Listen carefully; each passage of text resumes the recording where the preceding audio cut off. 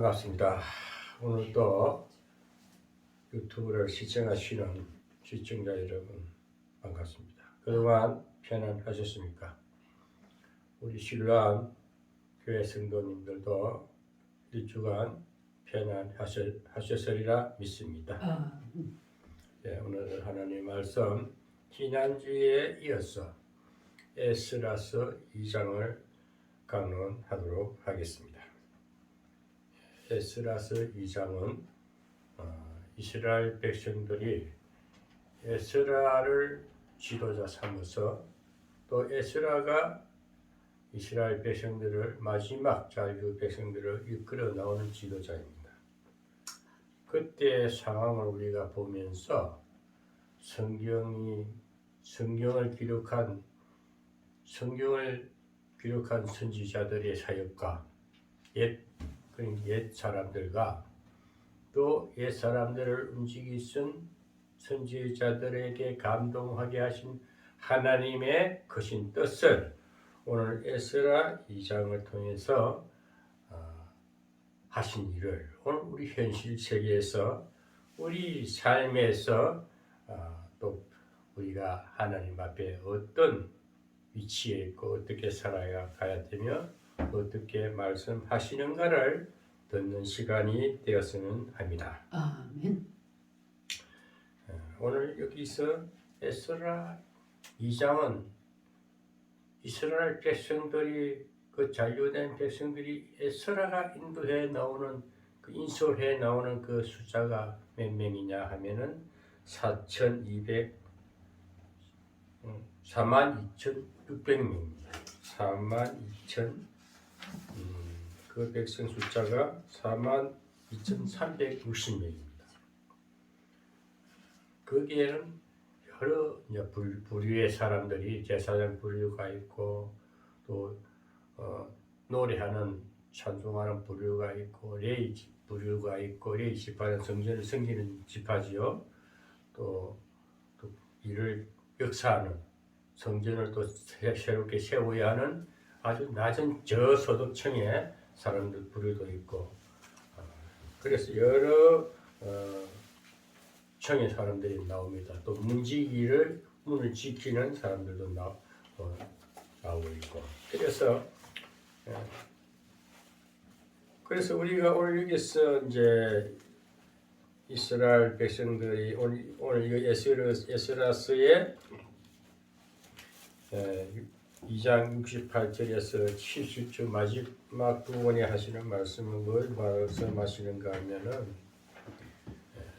이스라엘 백성들이 이제 들어와서 이스라엘 백성들이 다시 돌아오게 된 회복에서 이스라엘 나라로 돌아오게 되는 그 과거의 역사를 보면은 결국은 하나님께서 고레 1장에서 말씀하신 것처럼 고레스 왕이란 것은 이스라엘을 다스리는 그 이방 나라 왕입니다. 그 나라 왕을 마음을 돌이키게 해서 그 이스라엘 백성들을 이렇게 다시 이스라엘 나라의 본국에 가서 본국에 보낸 목적은 뭘까요? 하나님 앞에 다시 예배드리라. 성전을 예루살렘 해파된 성전을 다시 세워라는 목적을 두고 보내신 거예요. 그래 돌아와서 그 백성들이 해야 할 일이 뭘까요? 그 해야 할 일은 성전을 건축하는 데 있어서는 첫째 예배 드리기를 제사 드리기를 보냈습니다. 그 다음에는 우리가 예배를 드리면 헌물을 하게 됩니다. 헌물을 하게 돼요.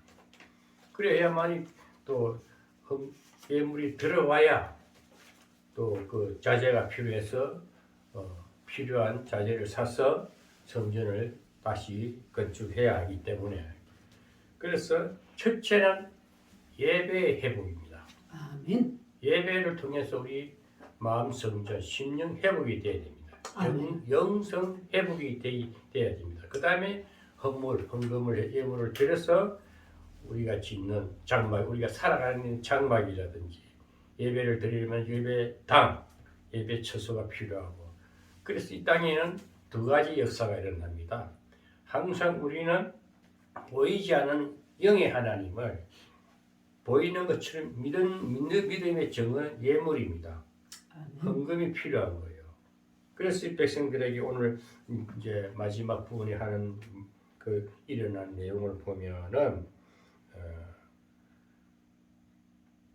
영양대로 역사하는 곳간에 드리니, 영양대로라는 것은 능력대로, 자기 분량대로 헌금을 하든지, 실제 예물을 드릴 때는, 물질을 드릴 때는 오버하면 안 됩니다. 자기 능력껏, 형편껏 드리라는 겁니다. 내가 돈 생활 형편이 아주 비둘기 정도의, 비둘기는 아주 레이기에 보면은 하나님 앞에 예물 드리는 자들은 서민층을 말합니다. 가난한 자들. 염소나 양이나 소를 잡아 드릴 때는 부유층을 말합니다. 근데 우리가 비둘기 정도 드릴 수 있는 형편이 있는 사람이 비둘기만큼 드리면 됩니다. 그게 자기 능력껏 드려야 돼요. 또 능력이 또 재정이 많은 사람은 또 많이 드려도 됩니다. 역사하는 역량대로 곳간에 드리라. 하나님이 집에 드리라는 겁니다. 드리고, 그래서 뭐 금도 가져오고, 여기 뭐 금이 6만 1천 다리기요, 은이 5천만에요, 제사장의 옷들이 100벌이라 등이 예배를 드릴 수 있게끔 성전을 세울 수 있는데 필요한 모든 재물을 다 갖다 제사장 옷도 이제 갖다 지어서 드리는 것이요. 그래서 이제 오늘 여기서 이제 우리가 결론적으로 말씀하는 것은 우리가 헌신을 하되 하나님 앞에 예배만 열심히 드려도 안 되는 거예요. 네? 뭐가 잘못됐어?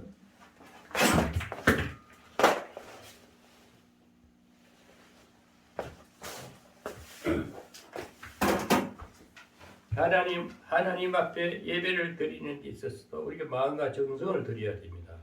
그게 분명히 따르는 것이 예물이 필요한 거예요. 그리고 온전한 헌신을 하라는 겁니다. 헌신을 하려 온전한 헌신은 내 마음과 내 몸속 헌신하는 내 드리는 헌신과 예물도 드렸을 때에 온전한 헌신이 된다. 그게 온전한 믿음의 삶입니다. 오늘 또 이게 이제 이스라엘 백성 자유 백성들이 돌아오는 그 숫자가 42,360명이라는 이 숫자는 결코 어떻게 생각하냐면 그 숫자가 다시 돌아온다는 것은 이방 나라에 포로로 잡혀갔다가 다시 돌아온다는 것은 하나님이 백성을 찾으신 겁니다. 찾으셔서 하나님이 찾으셨다는 것은 우리가 예수를 믿고 또 세상 길로 갔다가 망했다가 좀 잘 되면 또 잊어버렸다가 또 어려워지면 찾고 그 결국 하나님이 다 찾으시는데 자기 백성은 택한 백성은 잊지 않으신다. 환난 중에 또 건져주시고 또 넘어지면 또 건져주시고 하신 자비하신 하나님이십니다. 그 하나님을 우리가 오늘 만나는 시간이 되고 그것이 계시록에서 말하는 것처럼 생명록에 기록됐다 하는 거예요. 그래서 구원받은 백성은 조금 곁길로 가다가 돌아온다는 겁니다. 언젠가 또 하나님 그냥 내버려 두지 않고 다시 찾아서서 기록된 그 생명록에 빼지 않는다는 겁니다. 아멘. 그래서 은혜의 하나님, 자비의 하나님, 긍휼의 하나님, 사랑의 하나님이 이것을 우리가 예배를 통해서 또 재발견되고 그 예배는 늘 자신을 돌아보고 각자의 심령을 돌아보고 이스라엘 백성이 돌아와서 회복되듯이 제약 중에서도 지켜주시고 인도하시고 회복돼서 예배를 통해서 우리가 다시 매 회개하는 역사가 일어나야 되는 것입니다. 아멘. 그래서 예배가 얼마나 중요하고 때로는 예배를 드리기 싫을 때도 있고요. 그래서 제사장들은 예배를 드리는 이 목회자들은 먼저 하나님 앞에 회개하고 정결한 마음을 가지고 늘 기도를 준비하고 말씀을 준비하고 늘 하나님의 음성을 들어서 하나님이 그 예배를 통해서 말씀하시는 것은 목사의 입술을 쓰시는 것은 온 천하에 퍼뜨리는 겁니다. 메시지라는 것은 온 만 백성이 듣지 않습니까? 굉장히 귀중한 시간이거든요. 그 시간을 아무렇게 적당하게 드린다는 것은 큰 그 하나님 앞에 책망받을 일이요 만백성 앞에 우선거리가 될 수도 있다는 것입니다. 그래서 우리 예배는 정말 신중하게 기도하고 저는 항상 말씀하시지만 목회를 한다.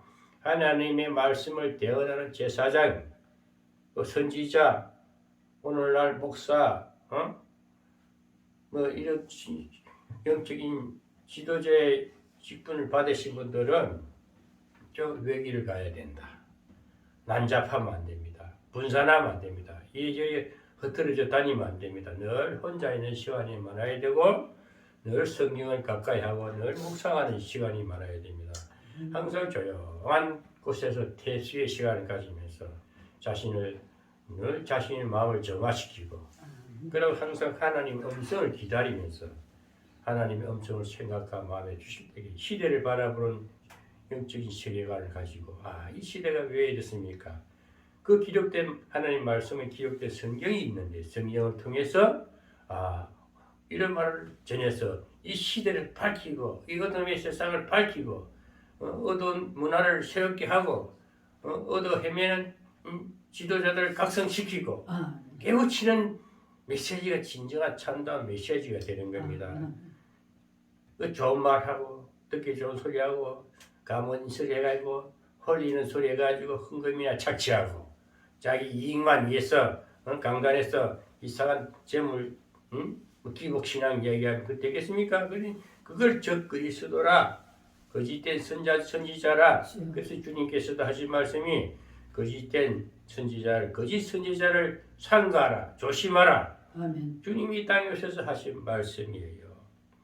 그래서 이 제단은 우리가 오늘 이스라엘 백성들이 다시 다 돌아와서 먼저 하나님 앞에 성전을 건축합니다. 성전을 건축하고 나면은 또 예배를 드려야 됩니다. 제사장이 또 옷도 준비했듯이 예배를 드리면서 우리가 심령 회복이 돼야 된다. 우리 심령 각자가 영성이 회복됐대. 그래서 하나님을 다시 찬송할 수 있고 하나님을 거룩한 유를 의하신 하나님이고 우리를 지키시고 일생을 지켜주신 하나님심을 찾을 때에 그 심령이 회복됐을 때에 영성 회복이 됐을 때에 우리의 삶이 펴지는 거예요. 건강도 회복되고 모든 잃었고 병들고 다 해파됐던 이 삶이 다시 복구되는 작업이 이스라엘 백성들이 돌아온 목적입니다. 하나님은 그래서 자비와 긍휼을 통해서 다시 회복해서 원상 복구시키는데 다시 돌려주시는 겁니다. 그 고레스 왕을 고레스 왕은 어떤 왕이냐면요. 잠시 제가 이스라엘 역사관을 잠시 언급한다면은 이스라엘 백성들이 죄를 지니까 죄를 하도 이스라엘 백성들이 12지파 아닙니까? 12지파가 가나안에 들어가서 가나안 땅을 정복해서 남과 북이 갈라졌잖아요. 다음에는 10지파가 북이스라엘이란 나라가 세워지고 남쪽에는 유다와 베냐민 2지파가 세워진 게 남유다입니다. 그런데 그 죄의 원인이 뭘까요? 솔로몬이 이방신을 끌어들이는 것 때문에 이방 여인들을 불러서 우상신을 다 제단을 만들어 신상을 만들었죠. 그 금죄로 인해서 하나님께서 내리신 벌이 나라가 갈라지는 남북으로 쪼개지는 거예요. 우게는 북이스라엘이라는 10지파가 나라를 세워서 그것도 솔로몬이 신하 중에서 배반자가 반역자가 나라를 세운 거고 남유다는 어떤 자나 솔로몬의 아들 르호암이 있고 우게는 여로보암이고 밑에는 자기 친아들이 르호보암이 세운 나라가 12지파가 세운 남유다입니다. 그런 나라가 쪼개지는 벌을 받아요. 조상이 범죄함으로 자손들이 갈라지고 분열되는 그런 비극이 있습니다. 그 역사가 북이스라엘은 어떤 나라한테 함락을 당하느냐? 아시리아라는 나라에게 함락을 당해요. 아시리아. 그러니까 BC 722년에 예수님이 오기 전 722년 전에 그렇게 아시리아라는 나라에 끌려갑니다. 그 다음에 남유다가 멸망당하는 150년 후에 BC 587년에 남유다가 또 바벨론이라는 나라에게 함락이 됩니다. 바벨론이라는 나라가 어떤 나라에게 함락이 됐냐? 그런데 하나님께서는 이스라엘 백성들을 잠시 제가 생각이 나서 말씀드리는데 북이스라엘이 망할 때는 이사야 선지자를 통해서 앞으로 너희들은 망한다. 이방 나라의 포로로 잠식할 것이다. 예언했었어요. 그리고 남유다도 이렇게 망할 것이다. 예언했어요. 그 예언이 또 예레미야 선지자가 북이스라엘이 망할 것이다 라고 외치는 이사야 선지자고 남유다가 망할 것이다 하는 것은 예레미야 선지자가 외쳤어요. 그러니까 그들은 다 순교를 당합니다. 그 당시에 선지자들은요 생명을 내놨거든요. 자 밥벌이목을 하는 거 아니에요. 오늘날 목사 잘못된 거짓 목사들처럼 교회 차려가지고 이속 차리는 뭐 그런 선지자가 아니고 진짜 선지자 생명을 내놓습니다. 그 전부 순교자들입니다. 그럴 때 그 하늘나라 상을 받듯이 그렇게 외친 자들은 예레미야는 눈물의 선지자라 하잖아요. 이사야도 왕궁에 왕자로 태어났지만은 순교를 하잖아요. 왜? 하나님의 제사장은 부름을 받으니까 하나님의 제사장들은 생명을 내놓고 가는 겁니다. 이 땅이 잘못 차리고 아무 의미가 없어요. 그래서 나라가 북이스라엘도 망하고 남유다도 바벨론에 함락됩니다. 그 이후에 70년이란 그때 예레미야가 예언할 때는 70년 후에 돌아올 것이다. 70년 동안 포로로 너희들 이방인 나라에서 속박당할 것이다. 그런데 예레미야는 뭐라고 말하느냐? 걱정하지 마라. 거기도 하나님 함께한다. 잡히가도 하나님 함께하니까 거기 가서 아들 놓고 딸 놓고 잘 먹고 열심히 인생 포기하지 말고 속박당했다 생각하지 말고 거기 가서도 열심히 살아라. 이게 예언자의 메시지입니다. 마인드입니다. 여러분 고난 중에 있는데 네 그 가서 고생 지대하고 뒤집어라. 이런 선지자는요 악한 선지자지요. 사람이 좀 실수할 수도 있고 또 하나님은 그래요. 바벨론의 용광로에 집어넣어 버리는 거예요. 자기 백성이라도 아픔을 주는 거예요. 고생을 시키는 거예요. 저는 우리 자식들 그렇게 키워놨기 때문에 강해요. 걱정을 안 하는 게 예배 드린다 맨날 예배 속에서 막 뒹굴어 나는 애들이 영적으로 강해져가지고 세상을 보는 눈이 있어. 판단 지혜가 들려. 그래서 믿음으로 키웠기 때문에 그게 뭘 말하냐. 이스라엘 백성들 그렇게 사랑이 하나님이지만 자기 백성들을 때로는 구름탱이에 집어넣어보기다. 용광로 같은 데 강야에다 이스라엘 백성을 끌고 나올 때도 강야에다 40년 동안 빽빽이 돌리잖아요. 왜? 자비하신 하나님은요 자기 백성을 채찍 안 하고 그거를 통해서 하나님 더욱더 하나님을 믿게 하고 하나님 사랑이 있음을 알게 하시는 겁니다. 자기 백성이 얼마나 하나님을 사랑하고 하나님이 사랑하는 걸 알게 하는 거예요. 그래서 그런 70년 동안 너희들 포로로 갈 것이지만 예레미야 선지자는 자기는 고통을 받으면서 눈물을 흘리면서 울면서 그러나 괜찮아. 너희들 가라. 하나님이 뜻이 계실 것이다. 70년 동안 가서 억압당하지 말고 거기서 나름대로 열심히 살아라. 자식들 놓고 살면 때가 되면 분명히 다시 돌아오게 될 것이다. 소망의 메시지를 주는 거예요. 여러분 살다 보면은 속상할 일이 얼마나 많아요. 에휴 저런 새끼 뒤졌으면 좋겠다. 그렇지 지새끼잖아요. 지가 낳은 새끼잖아요. 그렇지만은 돌아서서 울어요. 부모는 돌아서서는 탄식하고 우는 게 부모의 마음이에요. 우리 하나님 그런 사랑이 하나님이십니다.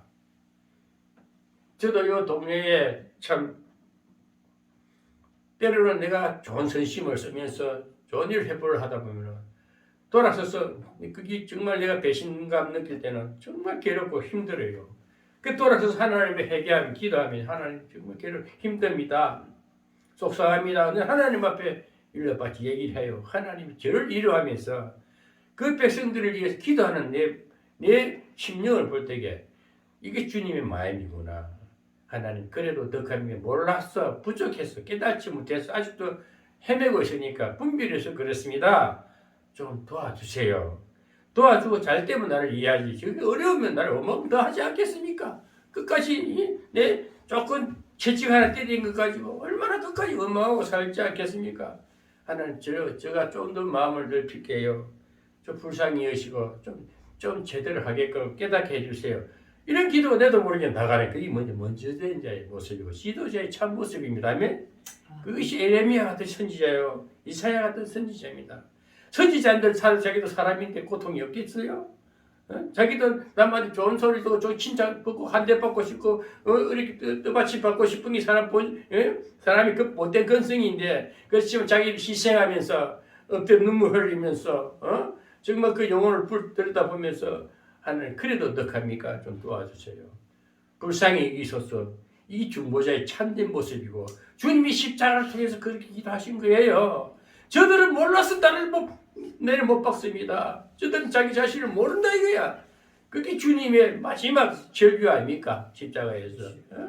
우리 그런 심정으로 정말 우리가 이 길을 가다 보면요, 외롭고 쓸쓸합니다. 그래서 지도자는 외로운 시간이 많아야 되고 태수의 시간을 가는 겁니다. 힘들고 지칠 때는요, 잠시 돌아와서 자기 위치로 돌아와서 자기가 엎드린 제단 앞에 통에 자복하면서 눈물 기도할 때에 하나님 어루만져 주시고 위로하고, 그래 내 사랑하는 종아, 막 위로하고, 나도 모르는 참 눈물의 기도가 나올 때에 그게 응답 아닙니까? 아멘? 뭐 돈을 많이 주고 재산이 많고 다 쓸데없는 거 다 잡아다 놓을 것입니다. 우리가 영원히 놓지 말아야 할 것은 예수 그리스도 십자가의 사랑, 그 주님의 그 위대하신 사랑을 생각하면 우리는 죄인입니다. 하나님 불쌍히 있어서 늘 그 중보자의 길을 가는 것이 선지자의 참모습이요, 오늘날 지도자들의 글이 나와야 돼요.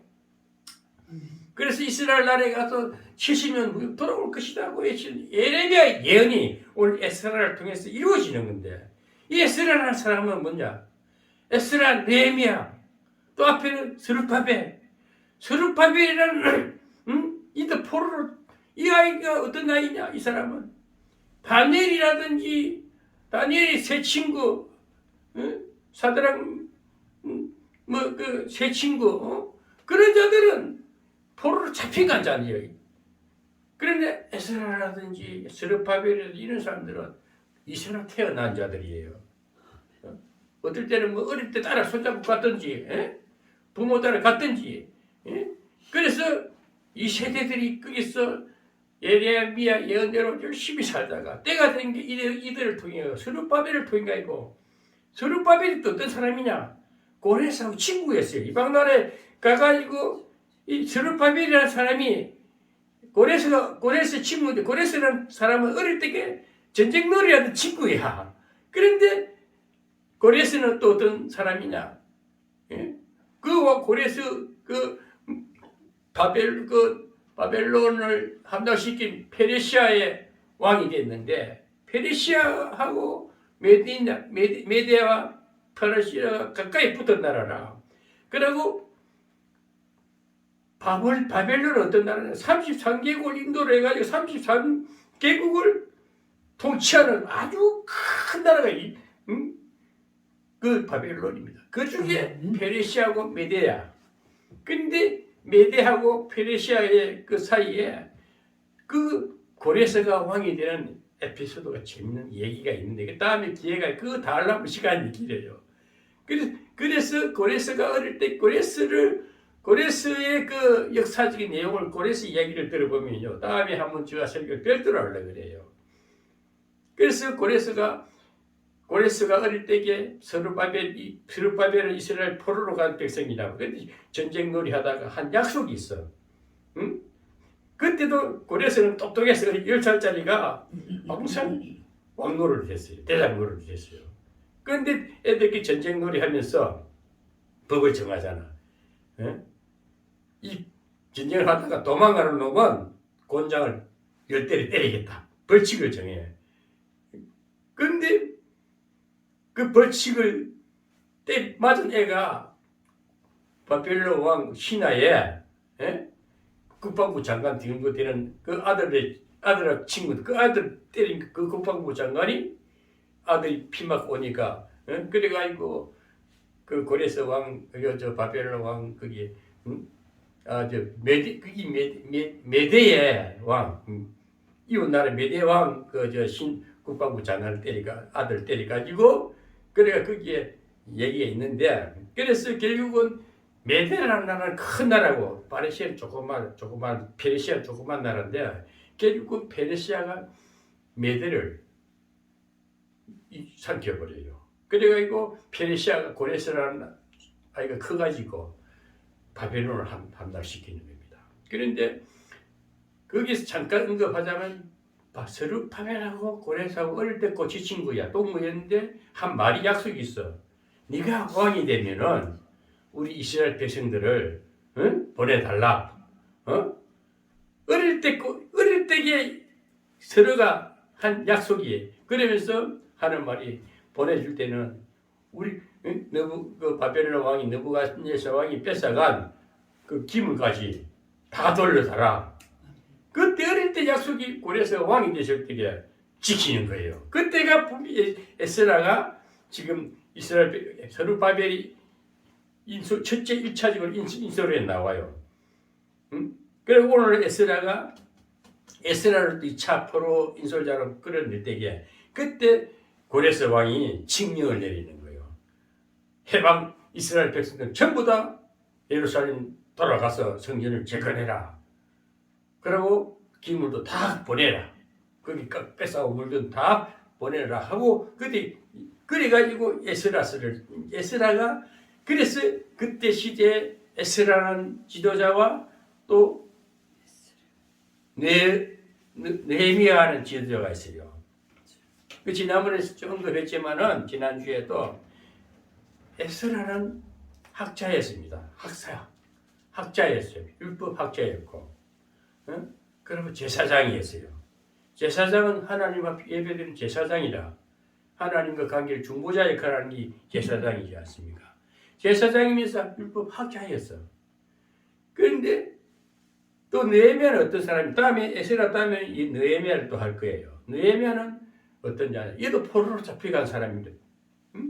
그런데 느헤미야도 거기 아닥사스드 왕이 나와요. 고레스 왕 다음에 지금 여기는 어떤 왕이 아수에르 왕 밑에서 다리오 왕이 그 고레스도 거기 이스라엘 이방 나라도 고레스 왕 다음에 다리오 왕이 나와. 그 밑에 캄비세스라 왕이 있는데 아들들이 2, 3년 정도 하다가 폐위돼 버려요. 그래가지고 세 번째 아들인가 다리오가 왕이 올라가고 다리오 왕 때 또 다니엘이 그 사자굴에 들어가서 막 살아나는 기적들. 그러니까 하나님이 그때 왕들을 다 감동시켜서 구출시킨 작업이 있습니다. 그런데 이 다리오 왕 다음에는 아수에르 왕이 있고 아수에르 왕 다음에는 아닥사스드 왕이야. 지금 이 에스라가 나오는 이 시점에는 아닥사스드 왕입니다. 아수에르는 에스더가 또 하만한테 위기에서 건져내는 사건이 아수에르 왕이고. 그러니까 대략적으로 이런 걸 알고 성경을 역사의 큰 틀의 흐름을 보고 오늘 이 성경이 성경이 뭘 말하는 에스라를 통해서 하신 말씀이 오늘 우리 현실적으로 시대의 각성 경종이란 시대를 깨우치는 소리가 지도자가 에스라 같은 지도자가 나와야 되고 그런 메시지를 외쳐줘야 된다는 거야. 근데 우리는 항상 꼬난 바벨론이라는 그 속국에 갔을지라도 희망을 잃지 말아라는 거야. 지금 이 세상은 보고 바벨론 같은 세상이에요. 아멘. 제약된 세상 속에 살면서도 낙심하지 말라는 겁니다. 아멘.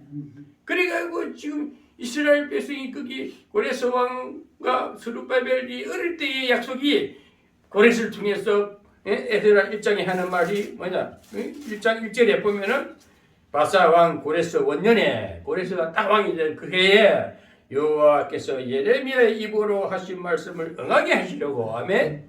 바사 왕 고레스의 마음을 감동시키며 제가 온 나라에 공포도 하고 조서도 내려 바사 왕 고레스는 말하노니 하늘의 신 여호와께서 세상 만국으로 내게 주셨고 나를 명하사 유다 예루살렘에 전을 건축하라 하시더니 그러니까 그 고레스 마음을 돌이키게 하는 것을 하나님이 하십니다.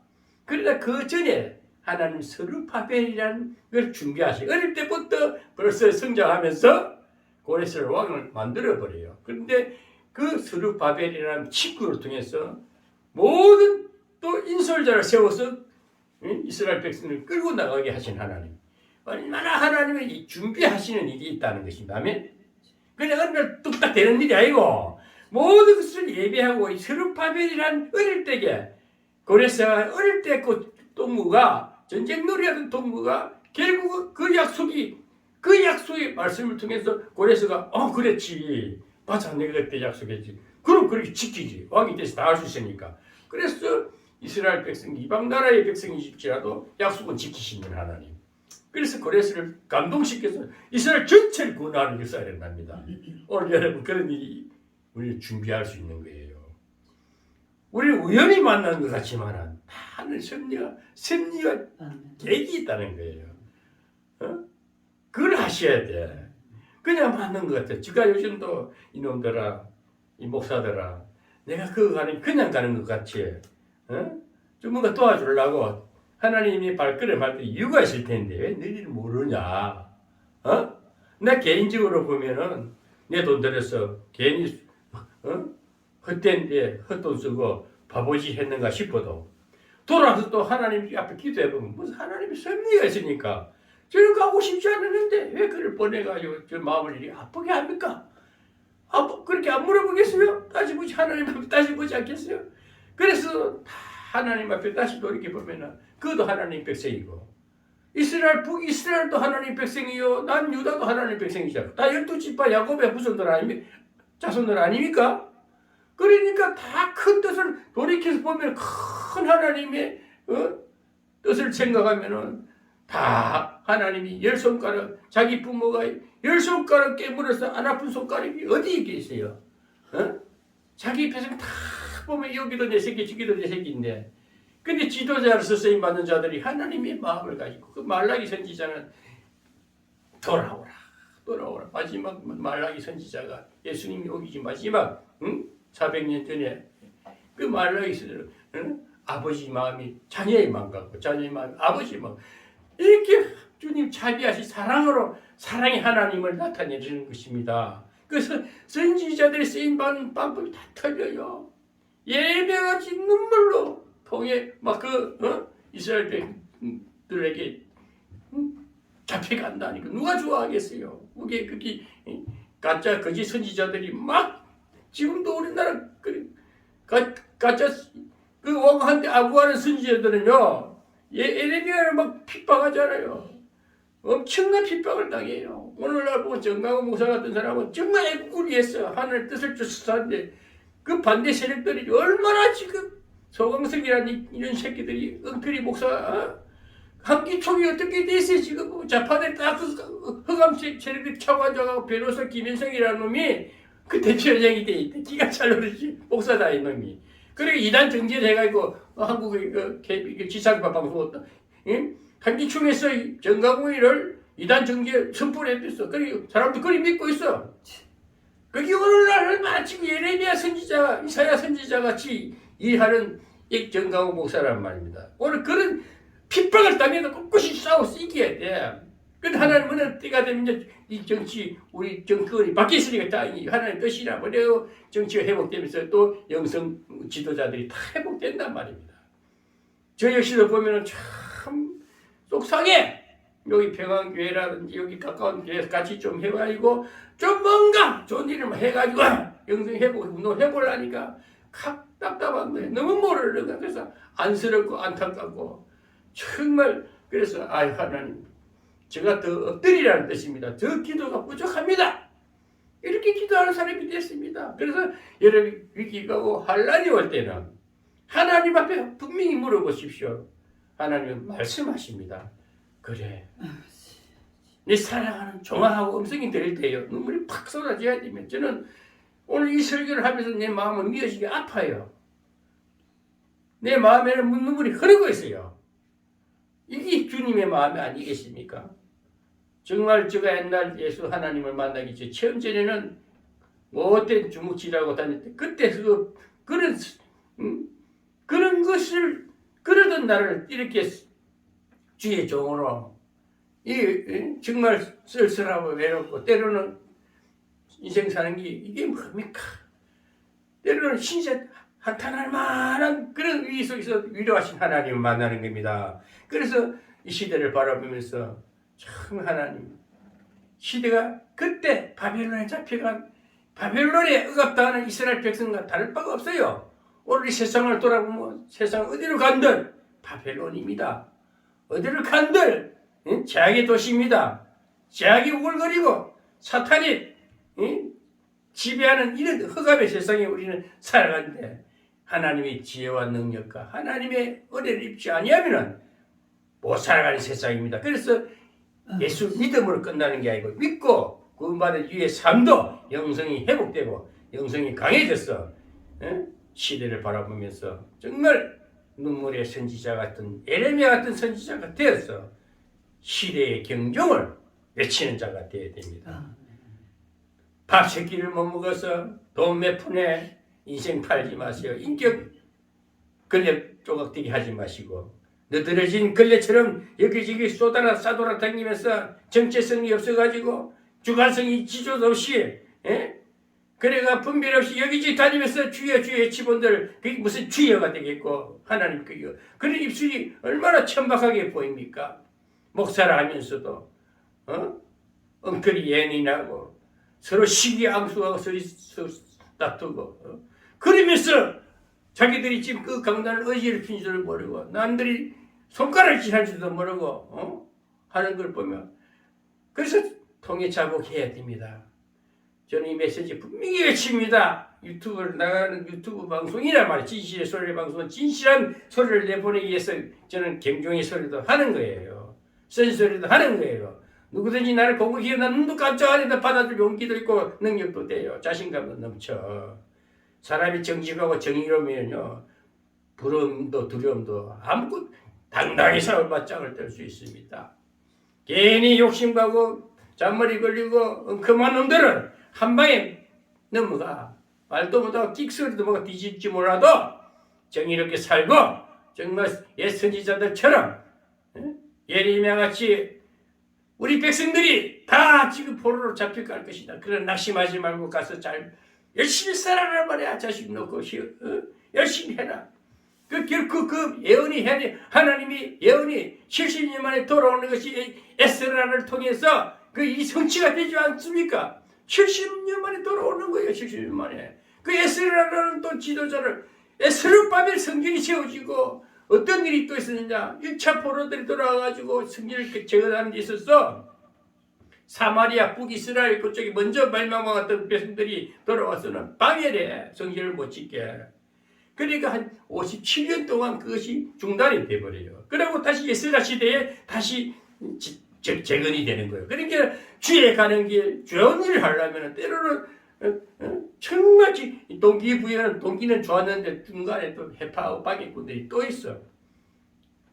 그래서 그걸 또 그럴지라도 하나님은 약속을 이루신다. 예레미야 입술로 외쳤던 그 말씀이 하나님의 말씀이 70년이 딱 차니까 또 에스라는 지도자를 세웠어. 세웠어. 이스라엘 백성들 끌고 나오는데 그 오늘 42,360명이 끌고 나오는데 거기는 제사장 집파도 있고 또 일하는 아주 저급층의 사람들도 있고 찬송하는 사람들도 있고 각종의 사람들이 다 있어요. 그 지도자 11명이 있어. 그 중에서 지도자 11명 제사장 쭉 그 숫자를 쭉 나오는데 일일이 나 체크를 해놨는데 그거는 말할 필요가 없고 총 42,360명이 나왔다. 이 정도만 나오고 마지막 나올 때게. 그래서 하나님은 그때 때를 따라서 선지자 자기 종들을 예치는 자를 세웠어. 지도자를 인솔자를 세워서 하나님의 예언이 성취된다. 하나님의 언약이 성취된다는 거예요. 아멘. 그 약속하신 하나님 꼭 이루신다. 여러분 인생을 살면서 정말 무슨 일을 하고 싶어서 준비를 했는데 잘 안 될 때가 얼마나 낙심할 때가 많습니까? 그렇지만 꼭 믿음을 지키고 하나님에 엎드리면 때가 이르면 하나님의 뜻이라면 그 일이 되게 되고 인간의 정욕이고 인간의 어떤 명예 욕심을 가지고 자기 의라면은 되지 안 돼야 마땅합니다. 저는 왜 이 말씀을 계시록을 다 강의 끝나고 구원이란 인생 구원의 마지막 생명의 강에 가서 생명수를 선물을 받는다 결론을 내리고 그 기록된 생명체에 기록된 구원받은 택한 백성들은 이렇게 살다 천국이 있다는 것을 저는 분명히 계시를 통해서 증거하고 다시 현실 세계를 돌아보니까 다시 우리 구약의 선지자들의 모습이 되었어.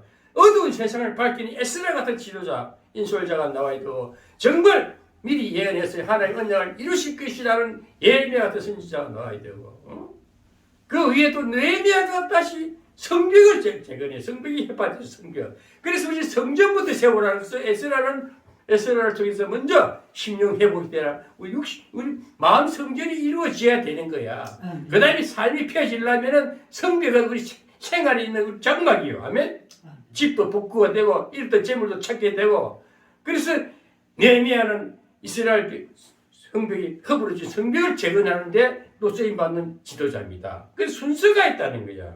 에스라를 먼저 쓰시는 영성회복 운동이 우선이고 우리가 정신교육 우선이 돼야 돼. 응? 대한민국이 아무리 잘 살아도 요즘 우리 대한민국과 세계적인 나라가 어디에 있습니까? 자동차도 많고 문화가 엄청나게 발달되고 요즘은 전 세계가 한 문화권에 들어와 있다니까. 동양 문화권, 서양 문화권 틀렸는데 이제는 전 세계 한 문화권에 있어요. 그게 최첨단의 시대야. 정부와 시대가 다른 거야. 우리 핸드폰 하나면 온 세계 정보를 다 보고 있어. 직접 멀리 왔다 갔다 안 해도 돼. 어디서 무슨 일이 일어나고 흔히 보는 세상이 마치 열린 세상이 계시록 시대라고 영성 시대라는 거요. 모두 오픈되고 사는 시대, 숨길 수가 없는 시대라니까. 감춰봐야 안 돼. 이 집에 제가 아무리 낯짝 뜨겁게 거짓말해도 안 되는 거예요. 다 들춰버린다니까. 그만큼 모든 세계가 들춰지는 세상인데 감춰서를 못 살아가. 다 뽀록나게 돼 있다니까. 그러니까 차라리 오픈 마인드. 활짝 열어놓고 나 이런 놈이다 하면 차라리 살아갈 길이 열려. 금하게 뭔가 잔머리 걸리고 금어색하고 뒤통수 치면은 지 스스로 잠이라는 길이라니까. 누가 모르는가? 밟고 지나가고 뭐 오일 밟힘을 다가 그러니까 소금의 맛을 잃으면은 발을 밟힌다 그래서 주님도. 그게 무슨 말인가? 맛을 내지 못하고 거짓된 짓을 하면은 쓰레기 취급당한다는 거야. 오늘 거짓된 목사들이 지금 밟혀가지고 남한테 조롱거리 당하고 세상 사람들한테 조롱거리 당하는 게 그의 모습이고 오늘날 목사들이라는 사람들이 정말 소금이 맛을 잃고 지금 정신없이 쏟아다닌다고. 그게 오늘 현실이에요, 현실. 그래서 성경을 보면서 전체를 봐라 말이야. 이스라엘 역사를 쭉 보면서 그렇게 해가지고 결론을 말라기 다음에 400년이나 침묵기가 있어요. 하나님 아무 말씀 안 하세요. 선지자들 활동이 없었어. 그리고 세례 요한이 딱 온단 말이야. 세례 요한이 예수님보다 6개월 먼저 태어나가지고 세례 요한이 온 목적이 뭐냐? 예수님이 오실 것을 예비한 자라. 길 닦고 먹는 일을 했단 말이야.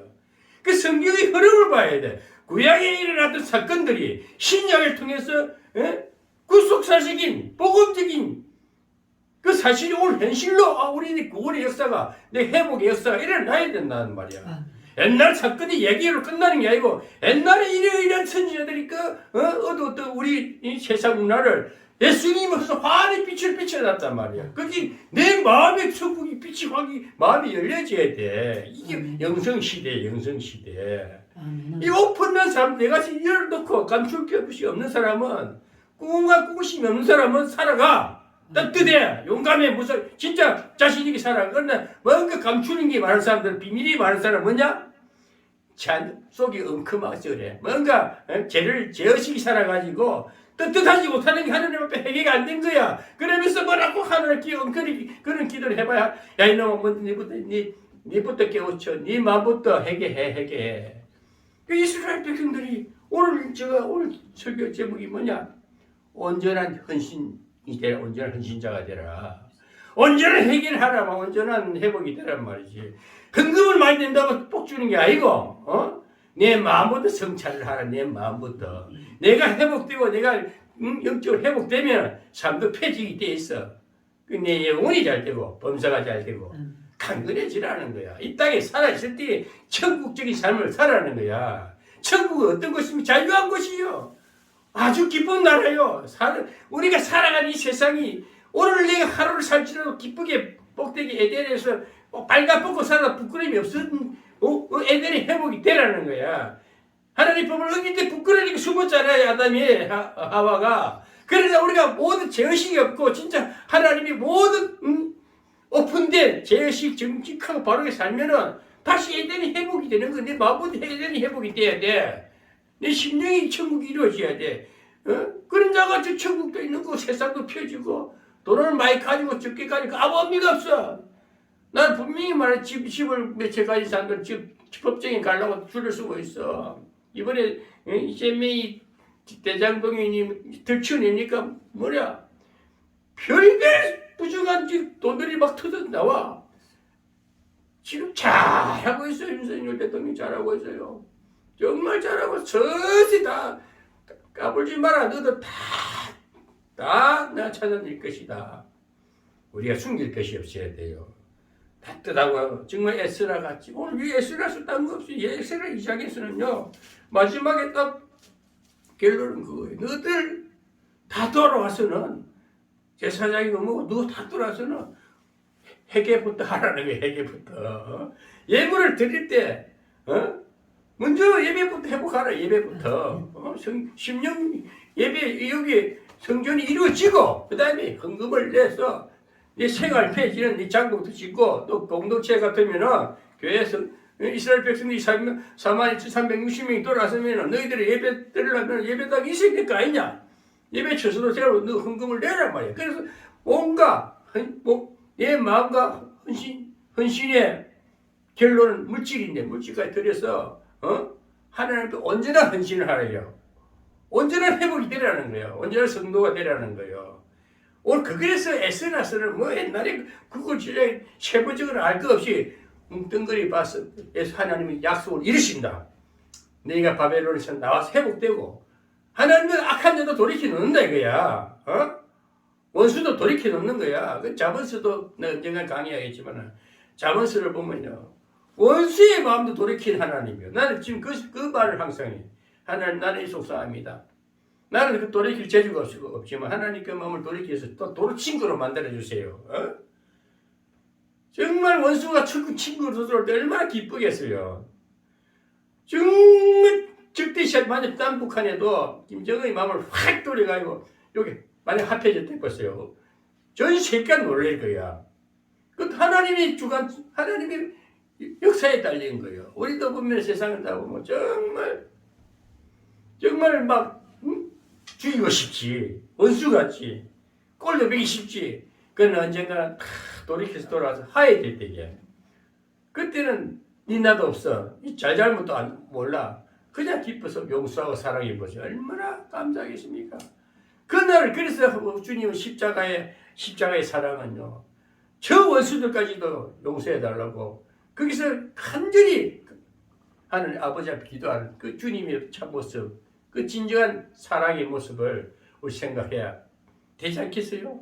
그래서 결론은 우리 예수 없이는 안 되는 건 주님의 극치의 그 길을 넘어서서 아픔을 고통을 다 해결하시고 모든 짐을 자기가 다 감당하시면서 우리 인생의 어떤 것도 다 감당하시면서 서로 화목하라잖아요. 내가 너희를 사랑하는 것이 서로 사랑하라 말이야.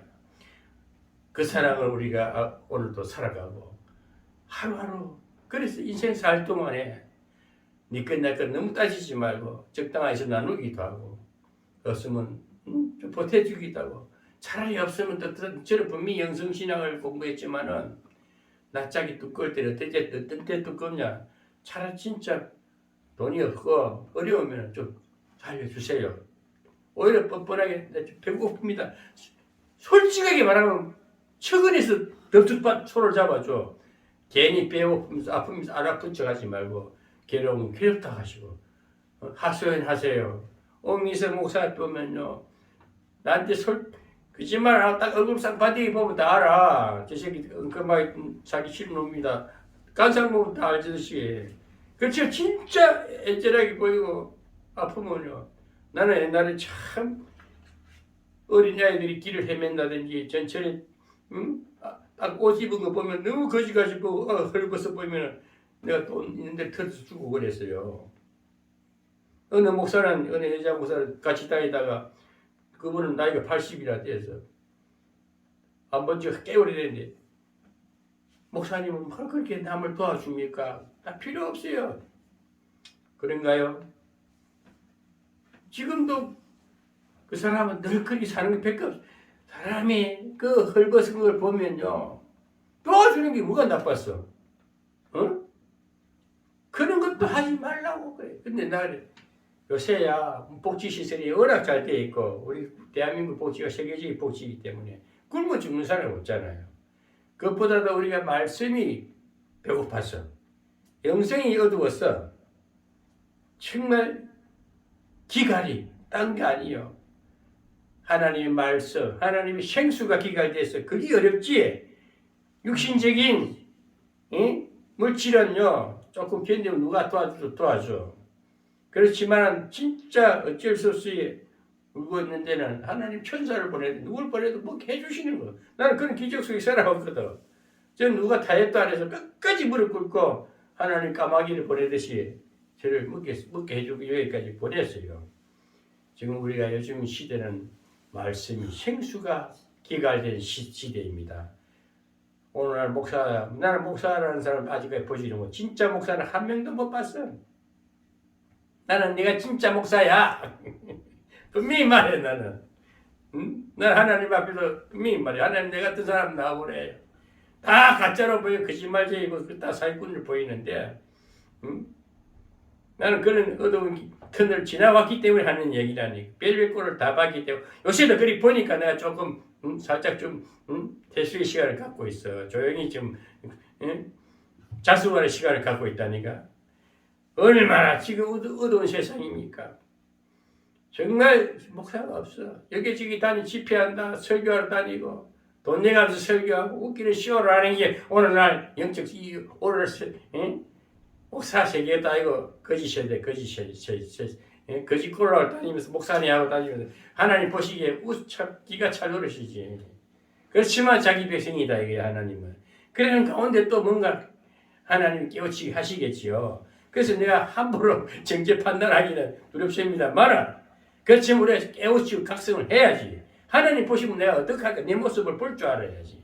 그게 영성회복이에요. 영성회복. 오늘 에스라는 그렇게서 우리가 온전한 헌신을 드리라고 마지막 장에서도 그렇게 하지 않습니까? 헌물을 드리되 모든 것은 청년 회복부터 하라. 내 신령 회복이 되고 그 다음에 삶이 피어져야 됩니다. 저는 구원받은 이후에 구원은 꼭 체험적인 신앙이라야만이 구원에 확실한 구원의 확신을 가질 수 있고 그 이유는 고통 속에 같이 갑니다. 삶이 피어지게 돼 있어요. 돈이 많고 재물이 많은 게 아니고 다 잃어도 내 육신이니까 내 삶의 정신세계는 더 부유함을 누려야 되고 강건하고 더 위대한 인격자로 성화되어야 된다는 것입니다. 그것이 오늘날 성경에서 말하는 오늘 에스라이자 온전한 헌신자가 되라. 아멘. 그래서 모든 성도 여러분, 시청자 여러분, 정말 세상 아무 사는 거 아무것도 아니에요. 믿음으로 서세요.